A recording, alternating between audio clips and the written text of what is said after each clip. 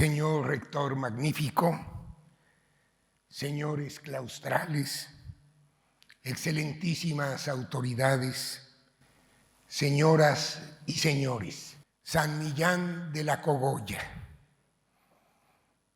Ese nombre ha resonado en mis oídos con fervor lírico desde que era un bisoño estudiante de primaria.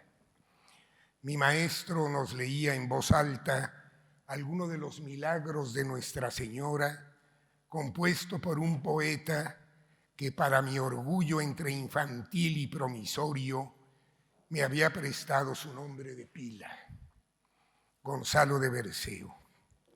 Un poeta que había tenido la sencillez y la gracia de prescindir del culto latín y escribir en román paladino para hablar con su vecino y compartir con él un vaso de buen vino. Varias veces he visitado este venerable monasterio que guarda las primeras manifestaciones escritas que se conocen de nuestra lengua milenaria, pero nunca imaginé que un feliz día como hoy estaría precisamente aquí para ser investido como doctor honoris causa por la Universidad Internacional de La Rioja, que lleva en su nombre dos condiciones que no siempre caminan juntas: la modernidad internacionalista y abierta de su vocación y la profunda raigambre de la historia de la que es depositaria, y en su acrónimo unir el desideratum de su misión. Agradezco de corazón este honrosísimo nombramiento. Dedicaré mi breve intervención a esbozar tres ideas relativas a la trascendencia de la lengua española y su literatura en Hispanoamérica, correspondientes a otros tantos momentos de su expansiva historia: la conquista, la independencia y la actualidad. 1. Suele decirse que la española es la lengua de la conquista. Sí, qué duda cabe. Llegó al Nuevo Mundo con las carabelas colombinas. Como resultado del proceso de incorporación de América al repertorio de ideas y de valores en que se sustenta la cultura hispánica, acabó por implantarse en los dominios españoles de ultramar como lengua dominante frente a la ingente variedad de lenguas originarias que había y sigue habiendo en los países americanos. También suele asociarse la castellanización con la política imperial española. Habría que matizar ambos acertos.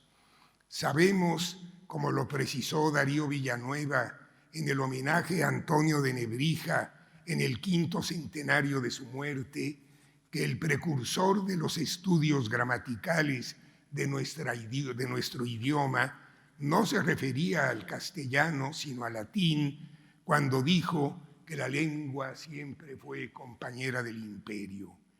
Empero, la lengua de Castilla, tras la conquista espiritual en que la corona sustentó su conquista política, terminaría sobreponiéndose al cabo del tiempo a las innumerables y muy diversas lenguas originarias que han convivido con ella, generalmente en condiciones de marginalidad, cuando no han desaparecido por completo del mapa lingüístico americano. Hay que decir, sin embargo, que la conquista espiritual se llevó a cabo principalmente en lenguas indígenas, que los misioneros se vieron precisados a aprender para sembrar la palabra de Dios en esta viña sin cultivo, como definían su misión evangélica. Lo cierto es que a principios del siglo XIX, cuando tienen comienzo las revoluciones de independencia en la América española, eran relativamente muy pocos los hablantes de español en la inmensidad del continente americano. Santiago Muñoz Machado proporciona una información de enorme relevancia.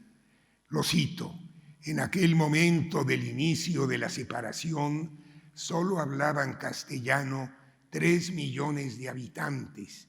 Serán las nuevas naciones las que concluirán las políticas expansivas del castellano. Tal dato revela que la castellanización fue más un proyecto de las flamantes naciones que lo que había sido durante la dominación española, vacilante y aún contradictoria en la política lingüística que adoptaron los Austrias y los Borbones con respecto a sus posesiones ultramarinas. Los gobiernos republicanos de Hispanoamérica vieron en la lengua española la condición necesaria para configurar sus respectivas nacionalidades. Muchos de ellos consideraron que las lenguas indígenas constituían un obstáculo que había que superar para cumplir tal objetivo. Más que de la conquista, la española es, pues, la lengua de la independencia. 2. Asombra la unidad de la lengua española que la lengua española ha mantenido en el inmenso territorio donde se habla. No hay mayores problemas de comunicación en el español hablado en ambos hemisferios, ni en los 12.000 kilómetros que en línea recta van desde el río Bravo hasta la Tierra del Fuego en la región antártica del continente americano.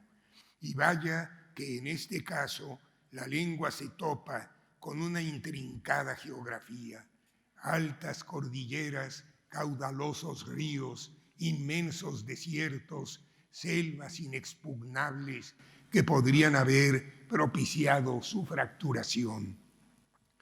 Con una evolución natural a lo largo de 1000 años, la mitad de los cuales han transcurrido también en América, la lengua española ha mantenido su unidad esencial hasta nuestros días. Tras las revoluciones de independencia, algunos pensadores temieron que al español le ocurriera lo mismo que al latín, que se fragmentó en varias lenguas diversas, ininteligibles entre sí. Es famosa la polémica de 1842 que en torno al idioma sostuvieron en Santiago de Chile el gramático y poeta venezolano Andrés Bello y el escritor y político argentino Domingo Faustino Sarmiento. Bello, autor de una célebre gramática de nuestra lengua, consideraba que era fundamental mantener la unidad lingüística y para ello pugnaba porque los hispanoamericanos observáramos las normas propias de la lengua dictadas desde España y adoptáramos como modélicas las obras de los grandes escritores peninsulares. Su posición conservadora se topó con el pensamiento de Sarmiento, el autor de Facundo, Civilización y Barbarie. Creía que la emancipación cultural de los países recién liberados debía manifestarse en el idioma y le otorgaba al pueblo la absoluta autoridad de la expresión lingüística. Cito a Sarmiento: la soberanía del pueblo tiene todo su valor y su predominio en el idioma. La famosa polémica Bello-Sarmiento se replicó en varios países hispanoamericanos. Ahora, al cabo de los años, podríamos decir que aquellas disputas fueron meros pleitos de familia, puesto que el idioma español no se ha subdividido en varias lenguas neoespañolas en Hispanoamérica, donde ha mantenido su unidad sin perjuicio de sus variantes geográficas que, lejos de corromperlo, lo han enriquecido. A ello han contribuido decisivamente la Real Academia Española y la Asociación de Academias de la Lengua Española, integrada por 23 instituciones hermanas establecidas en 4 continentes que velan por la unidad de la lengua al tiempo que registran, estudian y valoran sus variantes dialectales. 3. Cuando la literatura mexicana deja de ser española, es un enigma digno de Zenón de Elea, decía Alfonso Reyes. En el largo proceso de emancipación cultural que siguió a la independencia política, los escritores hispanoamericanos se enfrascaron en controvertidas discusiones a propósito del destino de nuestras letras. Si nuestra literatura había sido articulada en español desde hacía más de 3 siglos y las lenguas indígenas habían sido marginadas de la expresión escrita, no podía haber una ruptura radical con respecto a la lengua española y su tradición literaria a la que pertenecíamos. A ella, además, habían contribuido con sus obras muy notables escritores, desde el Inca Garcilaso de la Vega en el Perú del siglo XVI hasta Francisco Javier Clavijero en el exilio al que fueron conminados los jesuitas ilustrados del siglo de las luces, pasando por Juan Ruiz de Alarcón y Sor Juana Inés de la Cruz en la Nueva España del Barroco. Por otra parte, el español había adquirido en el Nuevo Mundo formas de expresión propias distintas a las peninsulares que con la independencia cobraron rango de emancipación cultural.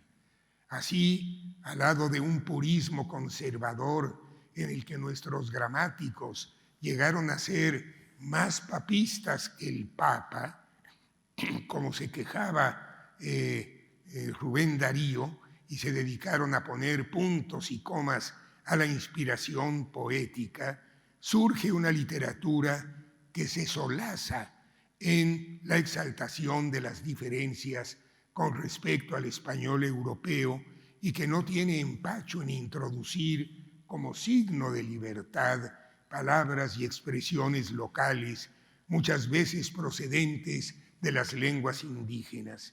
Esta actitud, afín al espíritu nacionalista, se manifiesta especialmente en la novela, que es el género que más se identificó con la emancipación literaria, pues durante todo el periodo colonial no se produjo en América ninguna obra que pudiera considerarse como tal. No deja de ser significativo que la primera novela escrita en el continente americano date de tiempos independentistas. El Periquillo Sarmiento del mexicano José Joaquín Fernández de Lizardi, publicada en 1816. Más que un género literario, la novela en América es un género libertario. Hasta mediados del siglo XX, nuestra narrativa se empeñó en apropiarse verbalmente de la realidad americana, de su naturaleza indómita y bravía, de las costumbres de sus poblaciones, de sus problemas sociales y políticos, la explotación, la pobreza, los vicios, las sublevaciones, las invasiones extranjeras. Con el llamado boom de la narrativa hispanoamericana en la década de los 60 del siglo pasado, nuestras manifestaciones narrativas se dieron a entender con plenitud en todo el orbe panhispánico y dejaron una impronta significativa en la literatura española peninsular. Fue otro retorno de las carabelas, como José Enrique Rodó llamó a la influencia del modernismo hispanoamericano en la poesía de las generaciones del 98 y del 27. Ciertamente, ya se había atemperado en Hispanoamérica la exaltación nacionalista, pero ello no implicó que los novelistas abandonaran las peculiaridades locales de sus referentes. Antes bien, les confirieron universalidad merced a la hondura de su tratamiento, a la amplitud de su proyección y a la extraordinaria calidad literaria de sus obras. Más allá de nuestras diferencias históricas, culturales, sociales, pero también gracias a ellas, la literatura de nuestra lengua propició tanto el descubrimiento como la configuración de una identidad panhispánica que trasciende las fronteras nacionales. En su constante trasiego de un país a otro, las palabras, las expresiones, las modalidades lingüísticas y las realidades referenciales propias de cada una de las obras literarias que conforman la riquísima literatura de lengua española han ido encontrando una comprensión, un respeto e incluso una simpatía cada vez más generales en el ámbito hispanoparlante para beneficio tanto de la diversidad como de la unidad de nuestra lengua y de su expresión literaria. Termino con unas palabras tautológicas de Pablo Neruda que hablan de las palabras. Las palabras tienen sombra, transparencia, peso, plumas, pelos, tienen de todo lo que se les fue agregando de tanto rodar por el río, de tanto transmigrar de patria, de tanto ser raíces. Son antiquísimas y recientísimas, viven en el féretro escondido y en la flor apenas comenzada. Qué buen idioma el mío, qué buena lengua heredamos de los conquistadores. Se llevaron el oro y nos dejaron el oro. Se lo llevaron todo y nos dejaron todo. Nos dejaron las palabras. Muchas gracias.